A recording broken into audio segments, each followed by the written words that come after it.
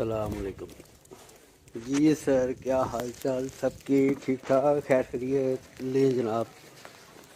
बर्फ़बारी का सिलसिला जारी हो गया है और ये लगातार तकरीबन कोई 6 घंटों से ये चल रही है स्नो। और इसके ये मनाज़र है जनाब, ये वाले। ये होटल है हमारा। लड़के भी बाहर निकले हुए हैं, कुछ पीछे आ रहे हैं।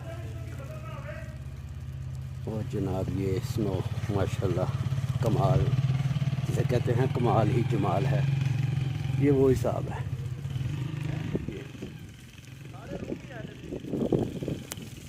ये है जी लारियटा मरी का। अभी यहाँ से हम पैदल ऊपर माल की तरफ जाएंगे। लड़कों का इंतज़ार कर रहे हैं और आ जाए। और काफ़ी अच्छी स्नो है ये लारियटा पे। देखे अंदर कम से कम 4-6 इंच बर्फ जो से ऊपर ज़्यादा है जी। अस्सलाम वालेकुम। लो दोस्तों, स्नो माशाल्लाह कमाल की स्नो हो रही है जी, जिसको कहते हैं स्नो।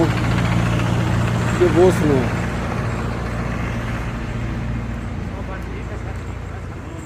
रूम में एक चीज़ रह गई है, मैं वो ले आऊँ, फिर इंशाल्लाह आके बाहर आपको ज़रा लाइव मनाज़र दिखाएंगे।